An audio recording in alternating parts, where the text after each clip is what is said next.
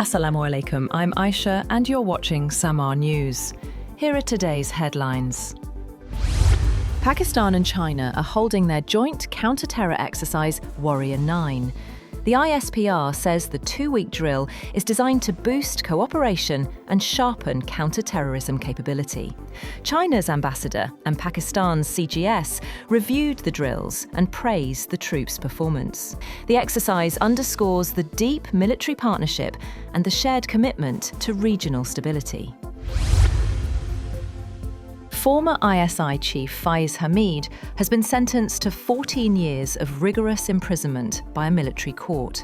The ISPR said the Field General Court-Martial process, initiated on 12 August 2024 under the Pakistan Army Act, lasted over 15 months.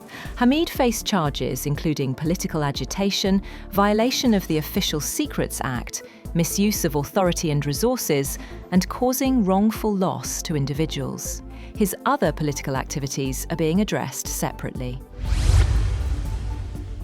The EU is pushing ahead with Ukraine's accession prep, even as Hungary keeps blocking the formal start of talks. In Lviv, EU ministers said all technical work is being front-loaded, so the process doesn't stall.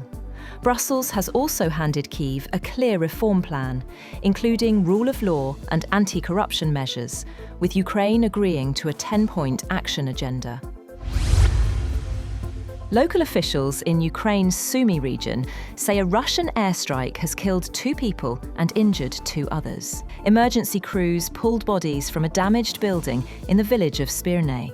Authorities say a guided bomb hit a local shop while people were inside.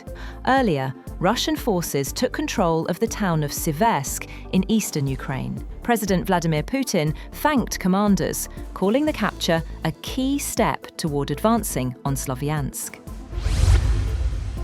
Also, Russia has warned the European Union after Brussels moved to lock in Moscow's frozen central bank assets for the long term. Foreign Ministry spokeswoman Maria Zakharova said the European Union manipulations will not go unanswered. The EU wants to keep the freeze in place and use the assets to help fund a loan for Ukraine. Meanwhile, NATO chief Mark Rutte has warned allies that Europe is running out of time to stop Russia. In a speech in Berlin, he said too many countries are complacent, even as Moscow brings war back to Europe and could be ready to challenge NATO within 5 years. Rutte urged immediate boosts to defence spending and production to prevent a far larger conflict. The Trump administration has launched a new premium immigration pathway called the Trump Gold Card. The program offers expedited US residency processing for non-citizens, with applications now open on trumpcard.gov and a $15,000 fast-track fee paid to the Department of Homeland Security. The United States has seized a sanctioned oil tanker off the coast of Venezuela, President Donald Trump has confirmed. He described it as one of the largest tankers ever seized.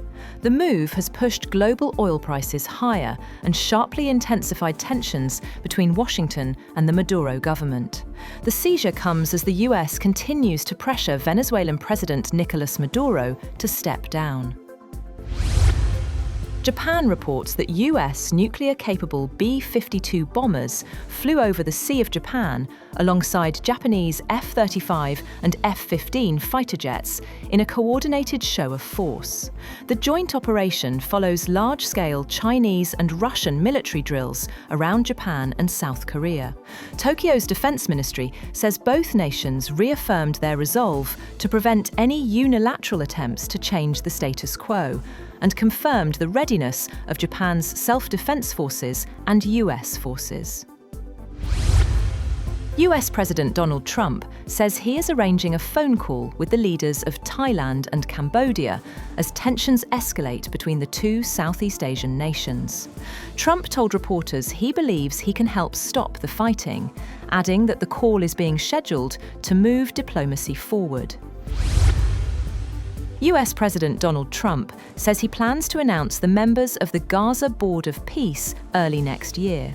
Speaking during an economic event at the White House, Trump said several global leaders have expressed interest in joining the board, which was created under the Gaza Plan that established a fragile ceasefire between Israel and Hamas. The Indian rupee has fallen to a record low, slipping past 90 against the US dollar. The currency weakened to 90.4675, surpassing its previous all-time low of 90.42 hit earlier this month.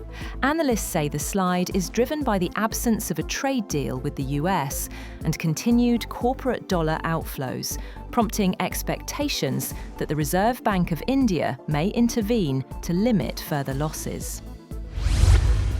The US House of Representatives has passed the nearly $1 trillion 2026, known as the National Defense Authorization Act. The legislation includes troop pay raises, policies on China and Russia, and major weapons programs.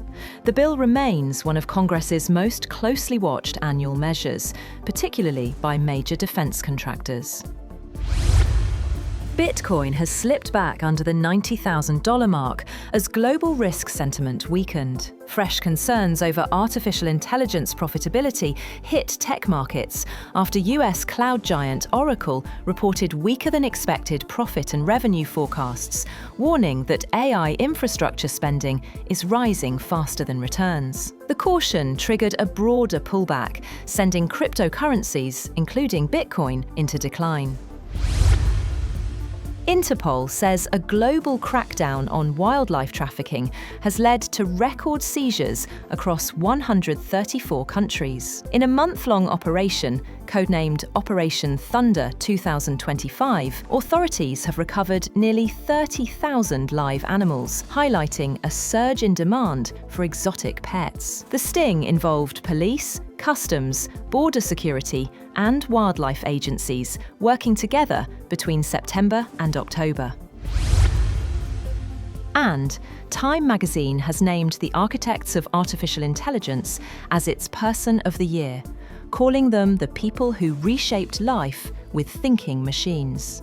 The issue highlights both the breakthroughs and the fears around AI, featuring voices like NVIDIA's Jensen Huang and investors backing the boom, while also confronting the troubling cases that marked AI's rise. That's all for now. For more updates, visit www.samaa.tv.